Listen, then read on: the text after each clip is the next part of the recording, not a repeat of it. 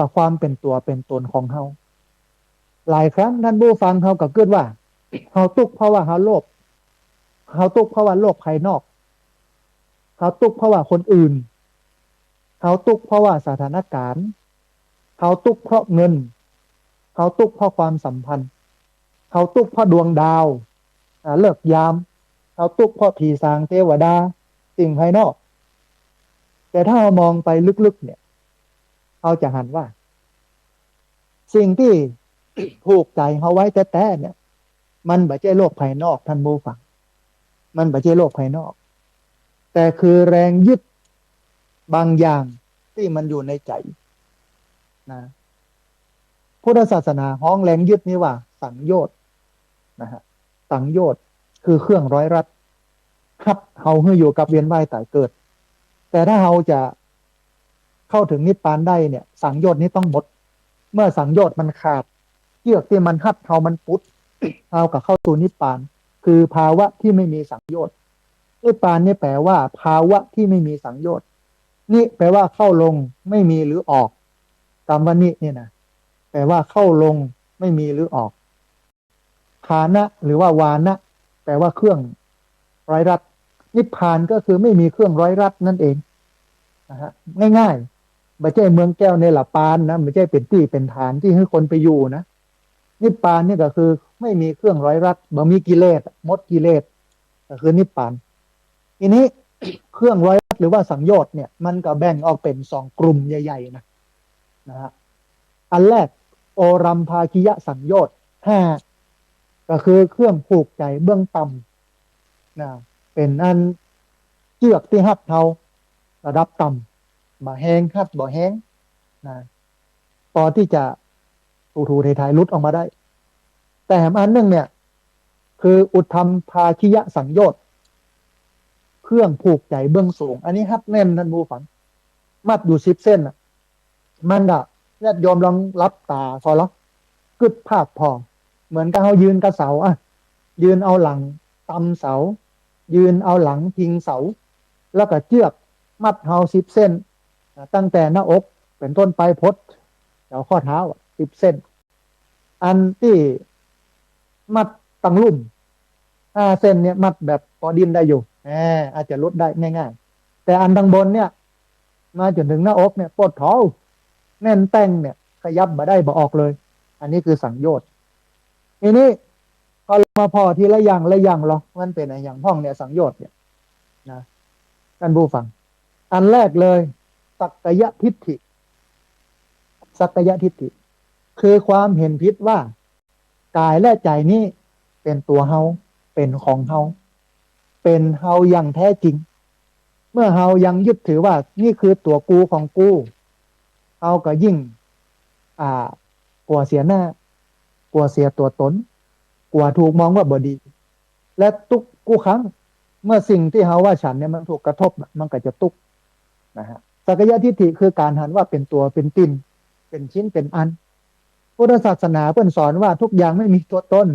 เป็นอนัตตาไม่ใช่ตัวไม่ใช่ตนไม่สามารถบังคับบัญชาได้ตัวเฮาเนี่ยไม่ใช่ตัวเฮานั้นเนี่ยถึงวันนี้มาอาศัยดินน้ำลมไฟโลกมาประกอบกันรูปและนามแล้วก็รูปและนามหรือดินน้ำลมไฟนี่มันไม่ใช่ตัวเฮาไม่ใช่ของเฮามันเสื่อมเป็นธรรมดาเพิ่นสอนแบบนั้นนะฮะอันที่สองวิจิกิจฉาคือความลังเลสงสัยในพระธรรมในเส้นทางปฏิบัติธรรม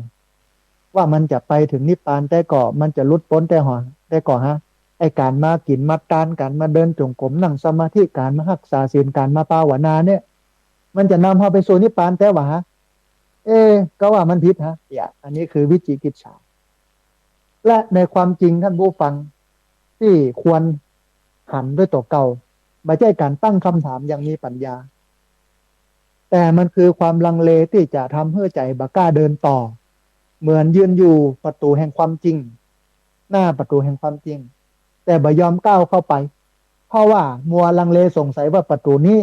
มันจะพาเราไปถึงที่สุดแต่ก่อนนะฮะนี่คือวิจิกิจฉาความลังเลสงสัยแห่งอันหนึ่งท่านผู้ฟังสังโยชน์แห่งตัวหนึ่งคือศีลพัตตปรมาสคือการยึดติดในพิธีกรรมข้อปฏิบัติหรือว่า รูปแบบภายนอกอย่างงมงายโดยบ่เข้าใจแก่นแท้ของการปฏิบัติทำเพราะเคยทำเชื่อเพราะคนอื่นบอกแต่ใจบ่ตื่นหูบ่ได้หันความจริงธรรมะนั่นมันบ่ได้อยู่ในแค่รูปแบบท่านผู้ฟังแต่มันอยู่การที่หันจิตหันตุกแล้วก็หันเหตุแห่งการดับทุกข์นั้นศีลพัตตปรมาสเนี่ยถึงวันนี้มันแหงเนอะไอคนที่เชื่อเรื่องเลิกยามเชื่อเรื่องอ่าเรื่องอัศจรรย์พันลึกหมอดมหมอดูอันนี้เป็นศีลพัตตปรมาสหมดเวลาทำพิธีกรรมแทนที่จะทำให้มันถูกต้องกลับกลายเป็นว่าทำให้มันขลังศักดิ์สิทธิ์พุทธศาสนามันบอกมีคำว่าขลังศักดิ์สิทธิ์มันจะเอาคำว่าขลังศักดิ์สิทธิ์มาจากที่ไหนท่านผู้ฟังเนี่ยคือศีลพัตตปรมาสวันไหนเผาก็บ่ได้วันนั้นเสียวันนี้เสียพุทธศาสนาไม่มีสิ่งเหล่านี้อันนี้เป็นศีลพัตตปรมาสนั่นไม่ใช่ของแท้นะเพราะฉะนั้นเนี่ยถึงวันนี้คนเฮามันยึดติดกับศีลพัตตปรมาสยึดติดในพิธีกรรมนี่มันงมงายที่จริงพิธีกรรมของพุทธเนี่ยมันไม่ง่ายทำยังไงก็ได้ขอให้มันมีศีลสมาธิปัญญาอยู่ในหั่นก็พอถ้าจะอยู่ภาคใต้เฮาก็จะมีฮีตของใต้ถ้าจะอยู่อีสานก็มีฮีตของอีสานถ้าจะอยู่กรุงเทพภาคกลางก็มีฮีตของคนภาคกลาง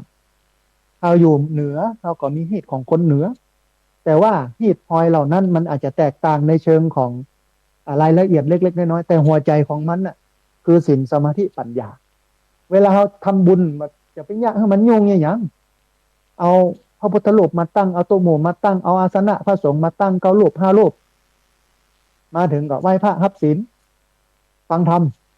นะฟังธรรมนักๆหน่อยเพราะว่าอย่างฟังธรรมนี่มันจะทำให้เกิดความโหรมันทำให้เกิดปัญญามันเกิดธรรมะทิฏฐินะแต่ว่าญาติโยมที่ติดตามรับฟังเคลื่อนสีขาวอยู่เนี่ยเบาห่วงนะเพราะเป็นคนฟังธรรมตลอดแต่ว่าต้องปฏิบัติตัวนั้นเจ้ว่าฟังมาหัวจะกี่ปีแต่ก็ยังทำบ่ถูกบ่ทิ่มอยู่อ่ะมันใจนะมันก็ต้องทำให้มันถูกมันทิ่มนะอันนี้คือศีลพัตตปรมาสข้อที่สี่คือกามฉันทะคือความติดในกามคุณความพอใจในรูปเสียงกลิ่นรสสัมผัสและอารมณ์ทางโลกไม่ใช่ว่าความสุขทางโลกมันผิดนะท่านผู้ฟังแต่เมื่อใจมันติดอยู่กับมันนักล้ำไปเนี่ยเราจะเริ่มคิดว่าถ้าบ่มีสิ่งนี้เขาก็จะบ่มีความสุขนั่นคือจุดที่ความสุขกลายเป็นพันธนาการกลายเป็นเครื่องร้อยรัดพระเจ้าก็เลยสอนว่าวัตถุทั้งหลายที่มันมีอยู่เนี่ยที่เราครอบครองก็ดีที่มันเป็นของเราก็ดีเนี่ยที่เราทำความรู้สึกว่ามีเหมือนไม่มีได้เหมือนไม่ได้ครอบครองเหมือนไม่ครอบครองไม่ประยุกต์สิ่งทั้งของมาเป็นของฉันนี่สิ่งที่เราควรทำกับเรื่องวัตถุสิ่งของเงินทองต่างๆต้องทำความรู้สึกแบบนี้ไม่ใช่ว่าอันนั้นก็ของสุมาเถอะท่านผู้ฟังอันนั้นก็ของฮา อันนี้ก็ของฮาอันนั้นก็ของฮาลูกของฮาเมียของฮาผัวของฮาบ้านของฮารถของฮาโทรศัพท์ของฮาโอ้ถ้าอย่างนี้เนี่ยมาไปไหนสักที่นะฮะก็จะวนเวียนว่ายแต่เกิดไปโมจักกี่ภพกี่ชาติทั้งที่เราก็ไปเจอครูบาอาจารย์นะไปเจอไปกินไปตานกันประจำแทนที่ความเป็นตัวของตัวกูของกูนะมันจะลดลงกับกลายเป็นมันใหญ่ขึ้นอันนั้นบ่ถูกนะอาตมาภาพที่เกยนะถึงขั้นว่าเวลาโยมมากินมาตานเนี่ยบ่ใส่ชื่อสักอย่างนะแต่ยะบงโยมบางคนเหมือนยอมลักเอาเขียนแล้วเอามาแตะคนเดียว เขาพยายามจะเพื่อคนติดกับวัตถุก็พอที่พักสงฆ์สถาบันธรรมที่วัดเนี่ยแต่งแบบเรียบง่ายประหยัดประโยชน์อ่ะอย่าไปแปลงอย่างคืออย่างไรเพราะว่าสิ่งทั้งหลายมันเกิดขึ้นตั้งอยู่ดับไปหรอกเอามาปอใจสำหรับการที่ให้คนมาทำบุญให้คนมากินมาทานกับปออันนี้คือกามฉันทะนะฮะเป็นอันสังโยชน์ข้อที่สี่นะสังโยชน์ข้อที่ห้าท่านผู้ฟังพยาปาทะคือความคัดเคืองความโกรธความมิ่งความคิดร้ายหรือความอยากให้คนอื่นนั้นเป็นทุกข์พยาบาทนั่นมันไม่ใช่ไปเผาคนอื่นนะท่านผู้ฟังถ้าความพยาบาทมันเกิดขึ้นในใจเนี่ยมันเผาเฮาก่อนเสมอมันเผาผู้โกรธมันเผาผู้ขัดเคืองนะถ้าเอาไปโกรธไปขัดเคืองเนี่ยมันเผาใจเฮาคนแรกเลยมันจะไปเผาคนอื่นอย่างงานวันที่20เนี่ยธรรมดาว่าคนมันนักโหลร้อยไป ปันห้าเนาะสมมตินะมันก็ร้อยต่อปันแม่หมื่นสถานที่แสนวิธีเลี้ยงมันก็มีความผิดพลาดบกพร่องทำให้ความพอใจบ่พอใจแต่พยายามทำใจให้ใสเนอะทำใจให้ใสใจใสมันเป็นบุญใจคุณมันเป็นบาปนะฮะขาจจะดีอย่างใดจะอันบกพร่องอย่างใดนะจะบัดตันอย่างนั้นอย่างอี้เนาะพยายามทำใจให้ใสให้มันม่วนมันงั้นนะลื่นเริงบันเทิงใจเป็นกำไรของชีวิตวันไหนที่หงุดหงิดเป็นชีวิตที่ขาดคุณนะต้องพยายามทำพยาปะทะมันลดลงนะเขาก็จะเข้าใกล้นิพพานนะฮะสังโยชน์ข้อที่หกท่านผู้ฟังคือรูปราคะคือความติดข้องในภพหรือว่าสภาวะอันละเอียดเช่นติดข้องในความสงบติดใจในความสงบติดใจในความสุขในสมาธิหรือว่าภาวะที่ยังมีรูปเป็นอารมณ์แม้ว่าจะสูงกว่าความสุขทางโลกเรื่องความสุขทางใจเรื่องสมาธินี่นะแต่ยังแต่ถ้ายังยึดติดเนี่ยมันก็ยังเป็นเครื่องผูกใจนะมันเป็นเครื่องผูกใจมันเป็นเครื่องมัดใจไว้เมื่อไปถึงนิพพานอย่างคนนั่งสมาธิเนี่ยค่ะเวลานั่งแล้วมันสงบก็ไปกองหาว่าเมื่อใดสภาวะนั้นจะเกิดขึ้นอันเนี้ยมีมีสังโยชน์คือรูปราคะเพราะฉะนั้นมันจะเป็นยังไงมันเป็นยังไงก็เดินไปนั่งไปตามเวลาเดิน30นั่ง30เดินจงกรม30เดินนั่งสมาธิ30อย่างเงี้ยสภาวะมันก็ซับเปลี่ยนกันไปซุกต้องตุกข้องตุกข้องนะจะไปยึดติดกับมันนะไม่ยึดติดกับรูปราคะในรูปความสุขแบบเป็นห้องว่าละเอียดความสุขทางใจนะฮะแต่มันนึ่งคืออันที่7อรูปราคะความติดข้องในภพที่มันละเอียดก่อนนั้นในสภาวะที่มันไร้รูปหรือว่าอารมณ์ทางสมาธิที่มันประณีตยิ่งขึ้นแม้มันละเอียดแม้มันลึกแม้มันสงบแต่หากยังมีความอยากอยู่ก็ยังบ่สามารถเป็นอิสระที่แท้จริงเราบอกควรจะยึดติดกับมันเมื่อมันเป็นไปเฮาพอมันหูก็พอแล้วว่ามันเป็นอย่างอันอย่างอี้นะฮะสังโยชน์ข้อที่8มานะคือความถือตัวการเปรียบตัวเก่ากับคนอื่นเขาดีกว่าเขาชั่วกว่าเขาเนี่ยอันนี้มานะเป็นสังโยชน์เครื่องร้อยรัดทับเอาไว้เบิ่งให้เขาไปนิพพานเพราะฉะนั้นใครจะเป็นยังไงเป็นยังไงมันก็เรื่องของเปิ้นโลกจะไปมีมานะความถือเนื้อถือตัวเปรียบเทียบกับคนอื่นดีกว่าสูงกว่าต่ำกว่าเพราะว่าคนเรามันแตกต่างกันด้วยบุญด้วยวาสนาบารมีนะฮะมันทำมาต่างกันเฮได้ก็เฮนั้นเนาะเอากับอย่างอี้เปิ้นกับอย่างนั้นความสุขมันคนละแบบโลกความต้องการมันคนละอย่างนะสังโยชน์ข้อที่9คืออุทธัจจะคือความฟุ้งซ่านความบสงบละเอียดภายในจิต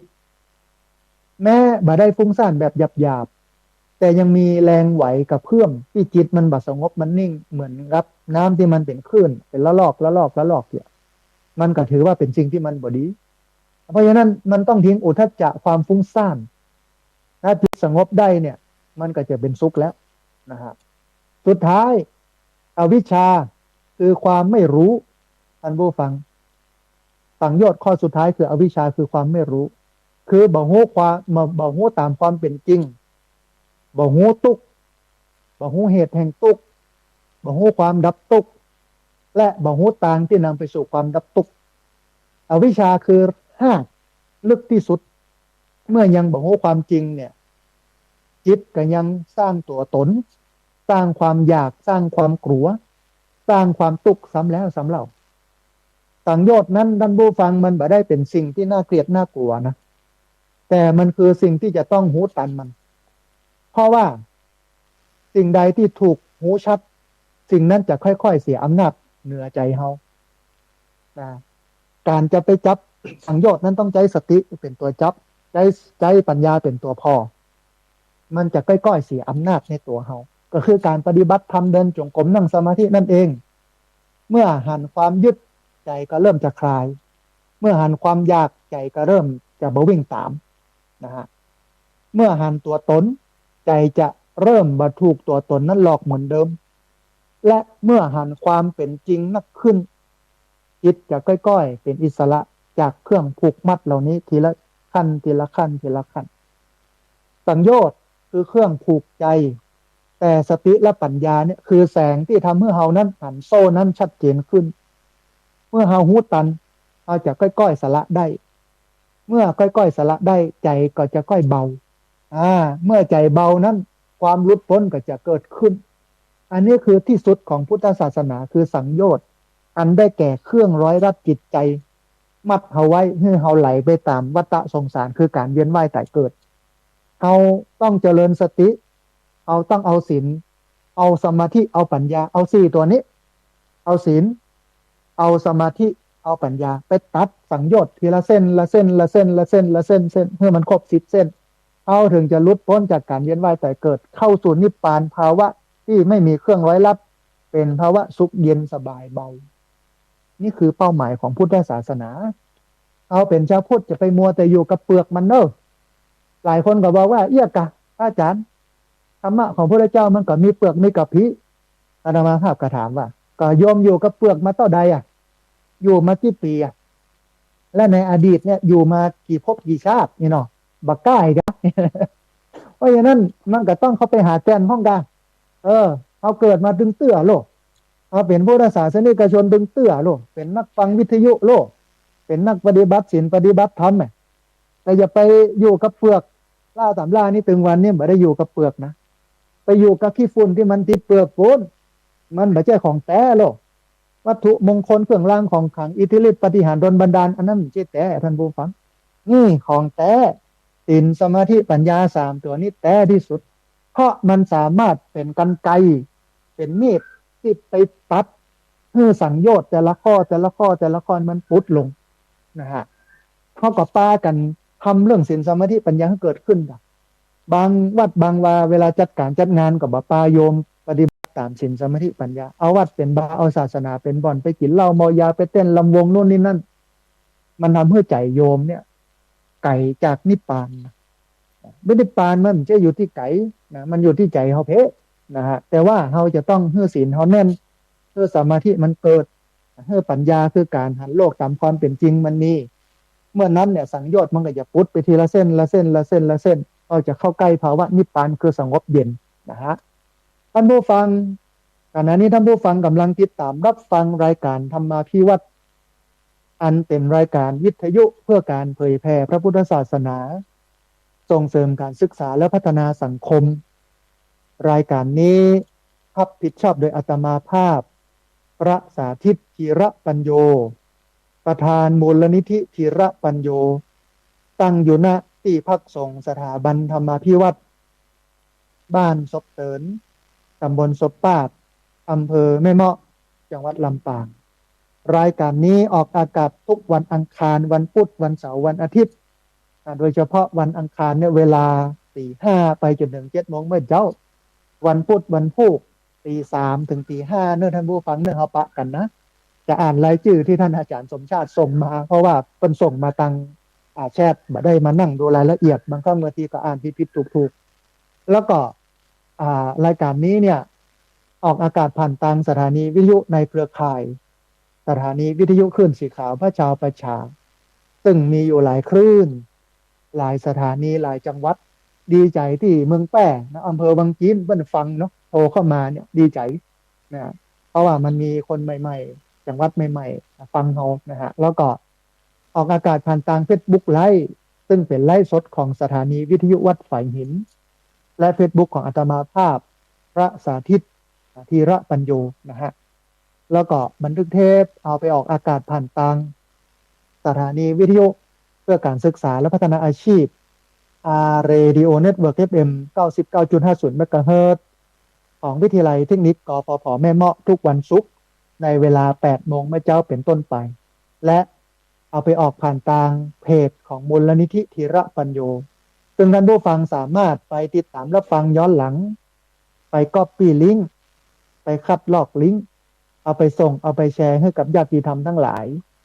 ได้ยินได้ฟังกันได้แถมตัวนะฮะท่านผู้ฟังขณะนี้ได้เวลาเปิดสายให้ท่านผู้ฟังที่ฟังอยู่ทางบ้าน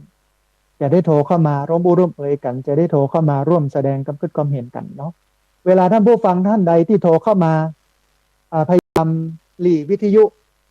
แล้วก็ฟังทางโทรศัพท์นะฮะหลีวิทยุฟังทางโทรศัพท์ นะเพราะว่าเสียงมันจะชัดนะฮะ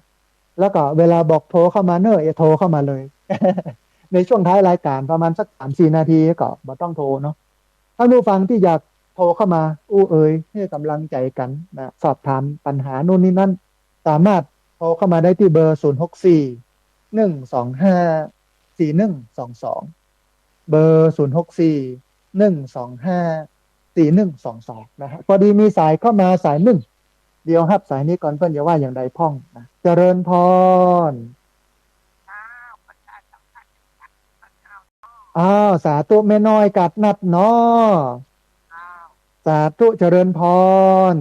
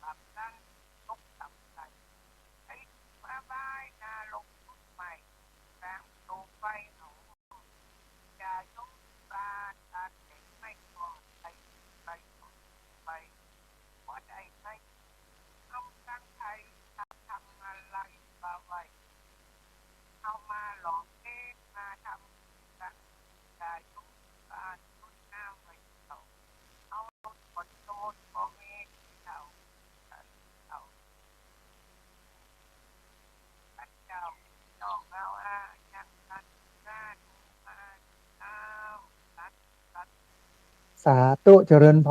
รอนุโมทนาบุญแม่น้อยกัดนัดที่เอาก้าวห้ามกำเครือนะที่อู้กันถึงเรื่องของงานหล่อเทียนเข้าพรรษาในวันที่สามที่จะถึงนี้เนาะอนุโมทนาเป็นดีม่วนดีงานพี่น้องญาติโยมที่ติดตามรับฟังเนอะไม่ว่าจะเป็นทางวิทยุหรือทางเฟซบุ๊กไลฟ์นะเรียนเชิญเจริญพรที่เบอร์064-125-4122เบอร์064-125-4122พอดีมีสายเข้ามาสายหนึ่งเดี๋ยวฮับสายนี้ก่อนเพื่อนจะว่าอย่างใดพ้องนะฮะจะเริญพร โอ้สาธุสัญญาณเป็นได้พ่องแม่ชัดเจนดีกอโอ้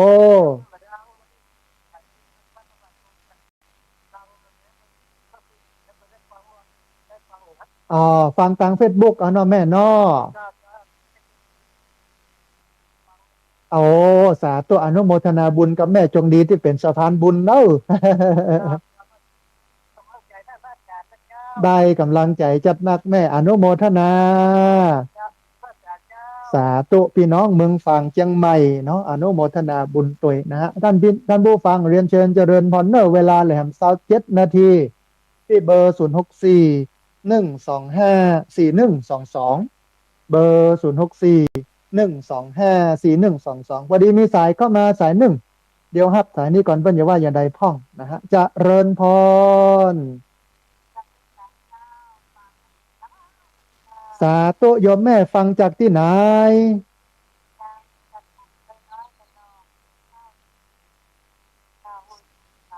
สาธุโยมแม่ชื่ออะไรหยังโอ้อนุ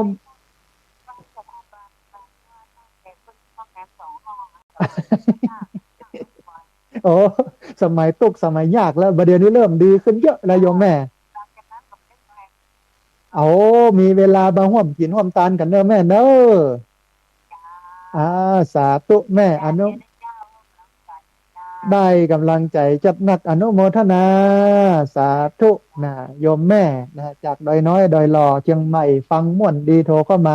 แม่เล่าฟังว่าไปสมัยที่มีห้องน้ำ2 ห้องแล้วนะกุฏิ2 หลังนะมีอย่างสักอย่างนี่นะก็เริ่มมาทีละอย่าง2 อย่าง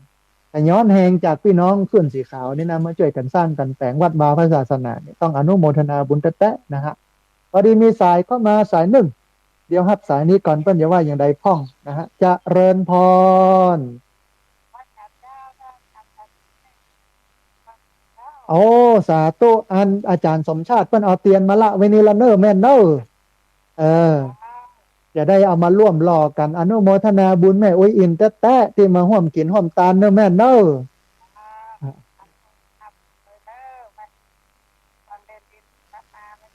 สัญญาณชัดเนาะแม่เนาะโอ้บัดแน่ใจเหมือนกันเนอะอาจารย์พ่อครูเพิ่นว่ามีคนจัดอาจารย์บ่ตื่นตื่นตีสี่เพะ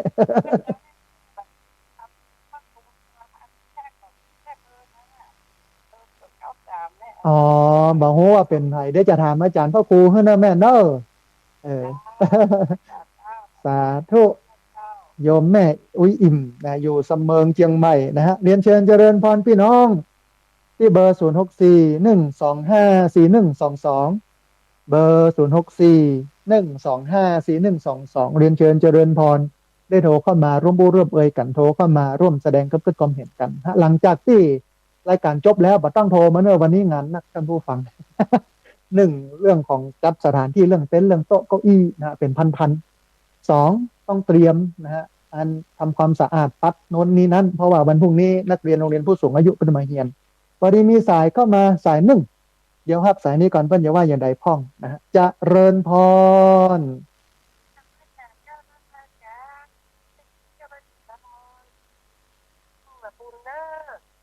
เจ้าขึ้น98 ปีว่าโดยจงจับนะเจ้าโอ้แต่ว่าพอท่านท่านน่ะสมจักคนร้ายโจรโอ้เป็นดีมุกดีงอนวัดม่วนแท้ม่วนว่าสถานที่ร่มรื่นพระสงฆ์องค์พระเจ้าเพิ่นประช่วยคิดก่อนแต่ว่านะเจ้าสาธุโยมแม่อนุโมทนาบุญที่ให้กำลังใจกันมาตลอดพี่น้องบ้านสีเตี้ยบ้านหงบ้านศรีลาพรเนาะแม่เนาะ เจ้าแม่ยังต่อท่านนะท่านไปเด้อสาธุโยมแม่อนุโมทนาบุญจัดหนักเนอที่มากินมาตานที่มาสนับสนุนกันเนอแม่เนอเจ้าจับไปจ่าเด้อท่านมาจับเจ้าจับตู้เจ้าสาธุแม่สุกแก้วนะอันบ้านศิลาพรนะฟังประจำโทรเข้ามาให้กำลังใจกันเรียนเชิญเจริญพรนะพี่น้องเนอที่เบอร์0641254122เบอร์0641254122พอดีมีสายเข้ามาสายหนึ่งเดี๋ยวครับสายนี้ก่อนเพิ่นอย่าว่าอย่างใดพ้องนะฮะจะเริญพรเจริญพร จ้าไม่จ่าน้องแบบนี้นะเออแม่อยู่บ้านนากลางเนาะอำเภอเสริมงามเนาะแม่เนาะโอ้แม่นาแม่นาบ้านนักแม่นาบ้านนากลางเนาะจ้าอ่าสัญสัญญาณเป็นได้พ่องแม่ชัดเจนดีกอจ้าจ้าจ้าเอาอนุโมทนาบุญกับอันโยมแม่ที่ติดตามรับฟังแล้วก็โทรเข้ามาให้กำลังใจกันเนาะ จ้าไม่จ่าจ้าสาธุเจริญพรแม่บ้านด่านนากลางอำเภอเสริมงามจังหวัดลำปางพี่น้องเวลาเหลืออยู่เนอะเรียนเชิญเจริญพรที่เบอร์0641254122เบอร์0641254122มีโยมที่ติดตามรับฟังทาง Facebook นะมีแม่อุ้ยน้องแฮกเกอร์มีคุณโยมชนาภาสีทาแม่มีแม่คำนวณกำลังแข่งตัวนะฮะ อ่าหลายท่านหลายคนญาติโยมที่จะโทรเข้ามาร่วมโอร่วมเอ่ยกันเนอะเรียนเชิญเจริญพรได้ที่เบอร์0641254122มีหนูแขนะผู้ช่วยเหรัญยิกของงานสถาบันธรรมาภิวัตน์ตัวเองนะฮะอยู่บ้านนาแจ้นะอำเภอแม่เมาะจังหวัดลำปางวันนี้มีสายก็มาสายหนึ่งเดี๋ยวครับสายนี้ก่อนเพิ่นอย่าว่าอย่างใดพ้องจะเริญพร โอ้สาธุโยมแม่บ้านไร่ศิลาทองในเวียงลำปางนะแม่เนาะสัญญาณเป็นได้พ่องแม่ชัดเจนดีกออ๋อสาธุมาได้ห่วมทำบุญมาเนาะแม่เนาะอ๋อเดี๋ยวแม่เดี๋ยวจบรายการแล้วโยมแม่โทรมาแหมกำเนอะจะได้บันทึกชื่อทึกอะไรอย่างเอาไว้เนอะแม่เนอะอ่าก็ได้แม่ได้โทรมาหลังจากที่จบรายการแล้วเนาะแม่เนาะนะ อ่าสาธุอนุโมทนาบุญกับแม่เนอะสาธุนะโยมแม่บ้านไร่ศิลาทองตำบลพิชัยอำเภอเมืองลำปางบอกว่าได้ร่วมทำบุญมาแล้วโยมท่านใดที่รายชื่อตก นะอ่านบ่ได้มีรายชื่อเฮาแล้วก็ได้ร่วมทำบุญมาแล้วบ่ได้แจ้งนะคือมันเป็นบัญชีที่พักสงฆ์มันบ่สามารถที่จะมีSMS เตือนขึ้นมามันต้องเอาไปปรับเหมือนกรรมก่อนอย่างวันเนี้ยก็จะไปปรับนะโยมจะไปบอกว่าเออโอนเข้ามาแล้วมันจะขึ้นอย่างนี้นะฮะเพราะว่ามันเป็นบัญชีที่พักสงฆ์มันไม่ใช่บัญชีส่วนตัวเหมือนบัญชีวัดอะนะฮะมันจะต้องมีระบบระเบียบหน้อยหนึงเนาะพอดีมีสายเข้ามาสายหนึ่ง เดี๋ยวครับสายนี้ก่อนเพิ่นจะว่าอย่างใดพ้องนะฮะจะเริญพร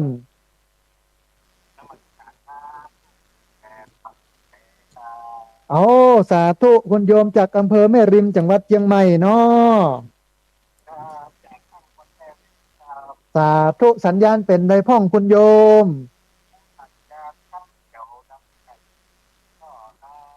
สาธุอนุโมทนาบุญกับคุณโยมที่ติดตามรับฟังแล้วก็โทรเข้ามาให้กำลังใจกันตลอดเน้อบัลละบ่ลืมกันเน้อ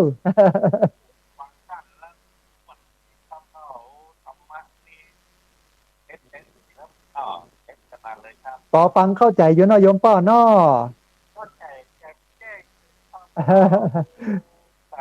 สาธุอนุโมทนาบุญกับโยมป้อจัดนักที่โทรเข้ามาให้กำลังใจอ่า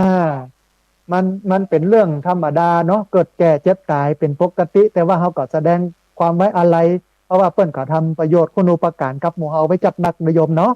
อืมกระทำใจคือเข้าใจกับธรรมชาติเนาะเกิดแก่เจ็บตายนะโยมเนาะมันก็มีห้ำน้อย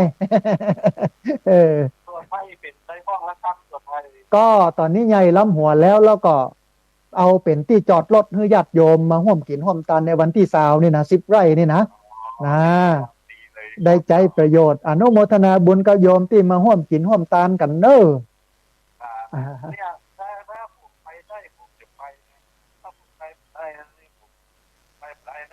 ว่าเป็นอย่างโยมส่งกำลังใจมาอนุโมทนากับหมู่เนอะได้บุญเหมือนกันนะสาธุคุณโยมอนุโมทนาบุญได้กำลังใจจัดหนักเลยคุณโยมเจริญพรสาธุนะโยมจากอำเภอแม่ริมนะแฟนพันธุ์แท้เพื่อนฟังประจำนะฮะแล้วก็โทรเข้ามาให้กำลังใจกันตลอดเรียนเชิญเจริญพรนะพี่น้องเด้อที่เบอร์0641254122เบอร์0641254122พอดีมีสายเข้ามาสายหนึ่งเดี๋ยวครับสายนี้ก่อนเปิ้ลอย่าว่าอย่าใดพ้องนะฮะจะเริญพรจะเอา8,400 บาทแก้วปลาไม้แดงดอยสะเก็ดนะเจ้าโอ้สาธุแม่สัญญาณเป็นได้พ้องวันนี้สัญญาณดีเจ้าแต่โทรศัพท์แม่กำลังติดแม่แท้สุดพอแบตจะหมดแล้ว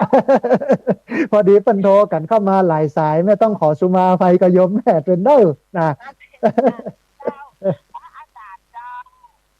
ว่าอย่างใดโยมแม่ยังมีบุญวาสนาได้ร่วมทำบุญหล่อเทียนกับพระอาจารย์อยู่เด้อวันนั้นพระอาจารย์มหาสมชาติเพิ่นมาวัดแม่ห้องไผ่วัดตุลุงแดงแม่ฝากซองร่วมบุญทำบุญหล่อเทียนไปสวยเนอะจ้าโอ้สาธุตอนนี้เปิ้นโชว์มาตั้งช่องแชทแล้วแต่บ่อ่านภาษาลายเดี๋ยววันพรุ่งนี้อ่านรายชื่อโยมแม่รอฟังเนอะแม่เนอะนะอ่านบ่อ่านก็บอกเป็นหยังแม่แจ้งคือพระอาจารย์รู้ว่าคุณแม่ก็ถึงแล้วแม่ได้ทำบุญร่วมพระอาจารย์แล้วจ้าโอ้สาธุแม่อนุโมทนาบุญกับจัดนักที่มากินมาตานสนับสนุนกันเนอะแม่เนอะสาธุจะเริญพรโยมแม่เชียงใหม่ติดตามรับฟังพอดีท่านอาจารย์อันมหาสมชาติเปิ้นไปวัดห้วยห้องไคร้นะครับเปิ้นก็ฝากซองมาที่จริงเปิ้นก็อันส่งมาในช่องแชทเนี่ยคือส่งมาตะกี้นี่ บัดตอนได้เรียบเรียงรวบรวมหัวว่าอ่านบ่ออกอ่านผิดๆถูกๆนะเดี๋ยวรออันหลังจากนี้ไปก็เอามานั่งแกะพอแล้วก็บันทึกชื่อไปก็อ่านวันพรุ่งนี้นะฮะอันพอดีมีสายเข้ามาแห่งสายหนึ่งนะเดี๋ยวครับสายนี้ก่อนเปิ้นอย่าว่าอย่างใดพ้องนะจะเริญพรเจริญพรสาธุแม่เพนเจริญพรสัญญาณเป็นใดพ้องแม่วันนี้สัญญาณชัดเจนดีเนาะ ห้วยตองซักเนาะแม่เนาะก็ต้องทำเจ้าปีนี้ก็ทำบุญนะเป็น5 แพ็คเอาน้ำ15 แพ็คเนาะแม่เพนเนาะก็ฝากเป็นด้านไปเนาะโอ้อนุโมทนาบุญกับโยมแม่ตะกี้อ่านรายชื่อแล้วเนาะแม่เนาะ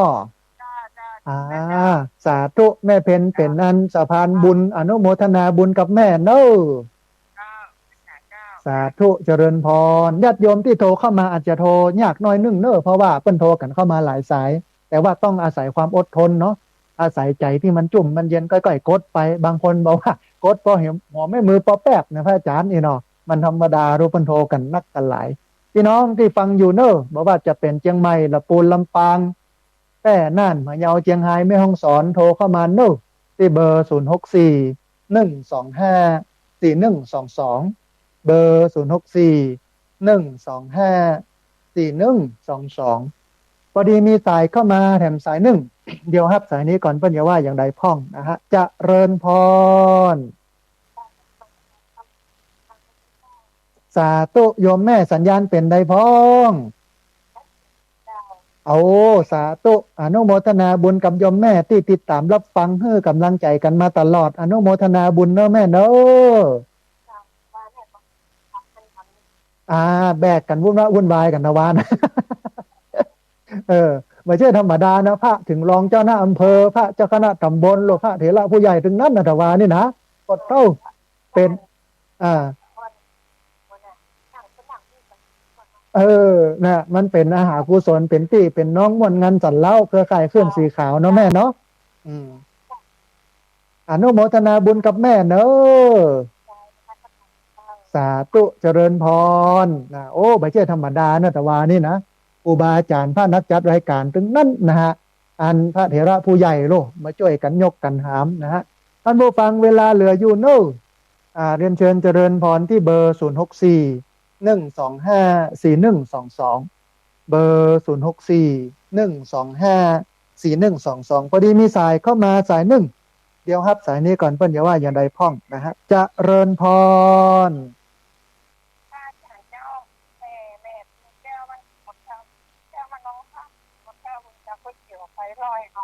เอาสาธุเดี๋ยวจบรายการแล้วโยมแม่โทรเข้ามาแถมกำเนอะอ่าเดี๋ยวโทรเข้ามาแถมกำจะได้บันทึกจี้เอาไว้เพราะว่าตอนนี้บ่สะดวกเตื้อ อนุโมทนาบุญกับแม่ที่เป็นสะพานบุญนะแม่เนอะสาธุมาเป็นอย่างวันที่20มาปะกันแม่วันที่20เนาะสาธุอ่านได้ก๋วยเตี๋ยวแม่แหม100 ห่อแล้วนะพี่น้องสีหมวดเก้าปดโตไม่ใช่ธรรมดาเนี่ยนะฮะอันเอาครัวมาเลี้ยงกันเนี่ยไม่ใช่ว่าเอามาเลี้ยงคนบรรลุบัทูนะท่านผู้ฟังเอามาเลี้ยงคนศีลคนบุญโลกอันพระเจ้าเพื่อนหนึ่งบอกว่าอันอาหารแก่สัตว์เดรัจฉานมันก็ได้ระดับหนึ่งอาหารแก่คนที่บ่มีศีลบ่มีธรรมมันก็ได้ระดับหนึ่งแต่สูงกว่านั้นนะกับอาหารกับคนที่มีศีลมีธรรมมันก็สูงมาแห่งระดับหนึ่งกับตัวเจ้าพระสงฆ์ก็สูงมาแห่งระดับหนึ่งกับคณะสงฆ์4 รูปขึ้นไปก็แห่งระดับหนึ่งสูงสุดแก่คณะสงฆ์4 รูปโดยมีพระพุทธเจ้าเป็นประธานอันนี้เป็นสุดของการตานของการฮื้อตานนะเพราะฉะนั้นเราอยู่ในระดับ3ระดับ4พุ่นนะไม่ใช่ธรรมดานะฮะเป็นมหากุศลท่านใดที่จะเอาอาหารเอาน้ำดื่มเอาขนมผลไม้มาเลี้ยง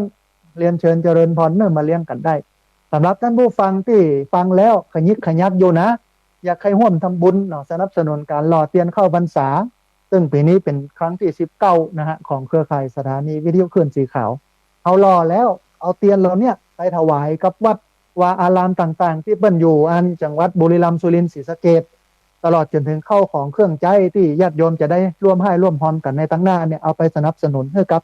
ฐานทหารที่เปิ้นปกป้องรักษาชายแดนมันได้บุญหลายต่อเนี่ยหลายแต้มเลยทีเดียวนะฮะท่านผู้ฟังเวลาเหลืออยู่เนอะเรียนเชิญเจริญพรที่เบอร์0641254122เบอร์0641254122มีสายที่โทรเข้ามาแล้วบัตรติดอยู่8 สายโทรเข้ามาใหม่เนอะนะฮะสำหรับท่านใดอยากจะร่วมทำบุญสามารถร่วมทำบุญได้ที่ธนาคารกรุงไทยชื่อบัญชีที่พักสงฆ์สถาบันธรรมาภิวัตรหมายเลขบัญชี536075 755 318เป็นธนาคารกรุงไทยชื่อบัญชีที่พักสงฆ์สถาบันธรรมาภิวัตรหมายเลขบัญชี5360755318พอดีมีสายเข้ามาสายหนึ่งเดี๋ยวรับสายนี้ก่อนเพื่อนจะว่าอย่างใดพ้องจะเริญพรเจ้าค่ะนักการเจ้าพระอาจารย์เจริญพรโยมแม่สัญญาณเป็นใดพ้อง เจ้าสัญญาณวันนี้ชัดเจนดีเจ้าวัดไปเจ้าโอ้สาธุโยมแม่นิเวศยมศักดิ์สัญญาณชัดเจนดีเนาะแม่เนาะเจ้าสัญญาณชัดเจนดีอันขออนุโมทนาบุญธรรมะเจ้านี้เด้อฟังแล้วปอม่วนอยู่เนาะแม่เนาะเข้าใจเข้าใจง่ายเจ้าโอ้สาธุอนุโมทนาบุญกับโยมแม่ที่ติดตามรับฟังบัลละบ่ลืมกันเนาะเจ้ากับพระราชการเจ้าเป็นกำลังใจให้ท่านเจ้าได้กำลังใจจัดนักอนุโมทนาบุญสาธุนะฮะโยมแม่นิเวศยมศักดิ์ฟังประ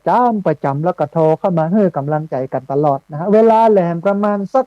8-9 นาทีท่านผู้ฟังได้หลายสายเนาะ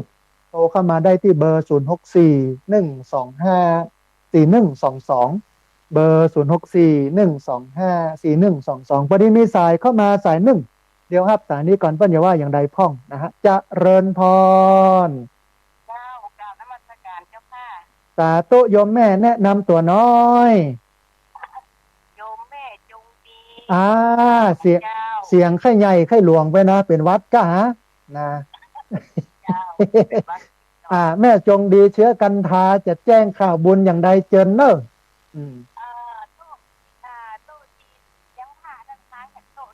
แม่นแล้วโยมแม่จะเป็นโต๊ะใหญ่พระเถระเนอะอยู่ในห้องเนี่ยแต่ปันเดียวพอละเป็นวัดใหญ่เท่าใด1 ปันพอละโยมแม่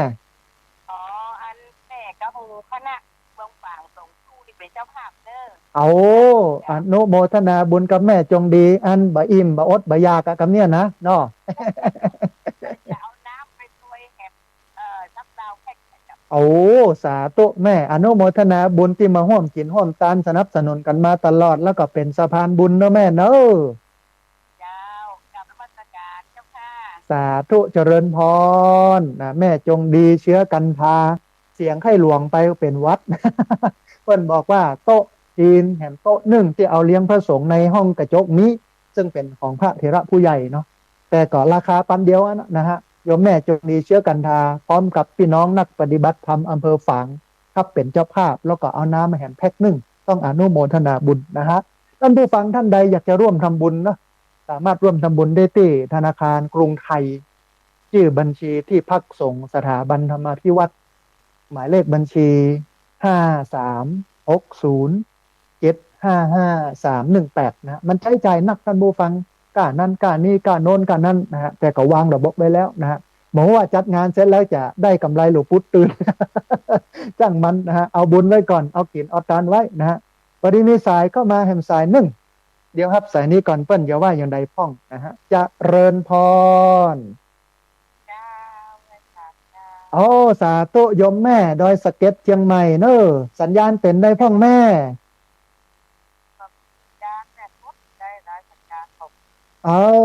แต่พอฟังวิทยุได้ก็แม่ยังเดือนนี้มาแล้วสัญญามันขาดหายแถวนั้นเนาะบัลลังก์พายุเข้ากันฮะแถวนั้นนะ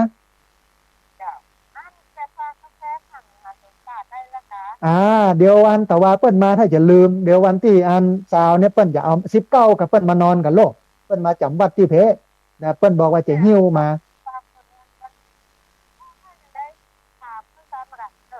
ได้แม่ได้เดี๋ยวจะทวงเดี๋ยวจะตักแชทไปทวงเปิ้ลเนอะ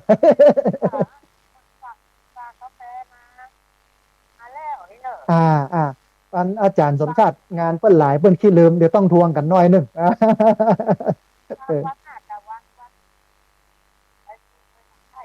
ส่งน้ำพระธาตุเนาะแม่เนาะของอาจารย์ได้แม่ได้เดี๋ยวทวงเฮ้ยโยมแม่บ่ต้องห่วงงานนี้นะกาแฟนี่อาจารย์ฉันตลอดอนุโมทนาบุญกับแม่เนอะที่กำจูกันสนับสนุนกันบัลละบ่ลืมกันเนอะสาธุ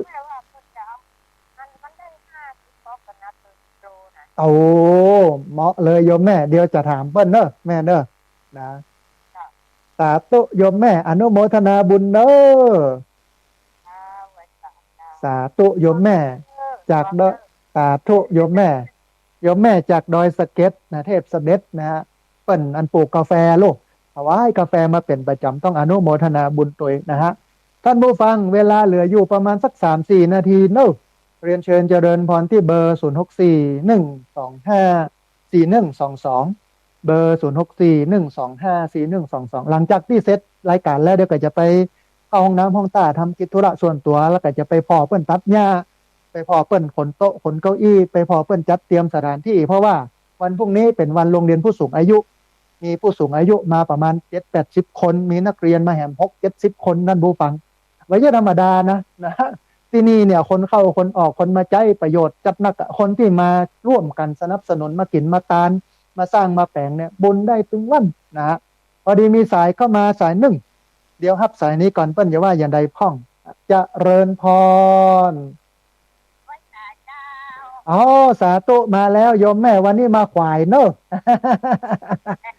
สัญญาณพอดีคนบรรโทนักโทรหลายสัญญาณเป็นได้พ่องโยมแม่ลำปางหายแซบนะมีมาพ่องละลำปางนี่มันที่โทรที่ฟังเนาะนะสัญญาณเป็นได้พ่องแม่ชัดเจนพ่องก่อสัญญาณหมอกมาแล้วบัลลังก์ฝนจะล่างไปเห็นละก้าฮะมันหลังจากวันที่20ก่อนก็มาเนาะแม่เนาะมันเป็นเรื่องฟ้าเรื่องฝนมันยังใดกับยังใดเนาะอนุโมทนาบุญกับโยมแม่ที่โทรเข้ามาให้กำลังใจกันเนอะ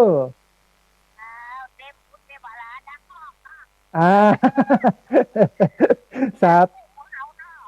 มันเปิ้นรักษาเฮาอยู่แล้วโยมแม่เฮากินฮอตตานเนาะแม่เนาะนะโอ้สาธุ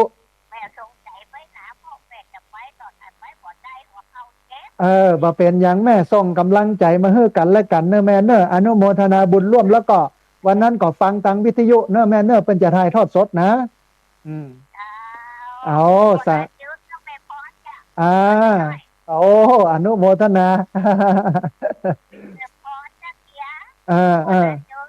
โอ้อนุโมทนาบุญกับแม่เนอะสาธุมาเตอะโทรมาอนุโมทนาบุญเจริญพรสาธุแม่น้อยบันตาโทกนะตุ้งฝายอำเภอเมืองลำปางนักฟังโทรเข้ามาให้กำลังใจกันตลอดต้องอนุโมทนาบุญตัวเอาละท่านผู้ฟังงดรับสายไว้แต่เพียงเท่านี้ก่อนนะเพราะว่าเวลาแหลม2 นาทีนะฮะใน2 นาทีนี้ จะประกาศประชาสัมพันธ์แห่งคำหนึ่งเนอะท่านผู้ฟังท่านใดที่อยากจะมาร่วมบุญกันเนาะเรียนเชิญเจริญพรสามารถร่วมทำบุญกันได้ที่มาได้ก็มาเนอะพี่น้องแม่เมาะเฮานะพี่น้องลำปางอำเภอแม่เมาะที่จริงฟังกันหลายนะคนแม่เมาะเพื่อนบ่โทนะฮะตังพี่น้องแต่ตัวนะฮะมาร่วมบุญกันแล้วก็ท่านใดที่อยากจะร่วมทำบุญบ่ได้มาแต่ใจไปนะฮะก็สามารถร่วมทำบุญได้ที่ธนาคารกรุงไทยชื่อบัญชีที่สงฆ์สถาบันธรรมาธิวัฒน์หมายเลขบัญชี5360755318เป็นธนาคารกรุงไทยชื่อบัญชีที่พักสงฆ์สถาบันธรรมาภิวัตรหมายเลขบัญชี5360755318นะฮะพอดีมีสายเข้ามาแห่งสายหนึ่งขอรับสายนี้เป็นสายสุดท้ายก็แล้วกันนะฮะจะเริญพรสาธุโยมแม่สัญญาณชัดเจนดีกอ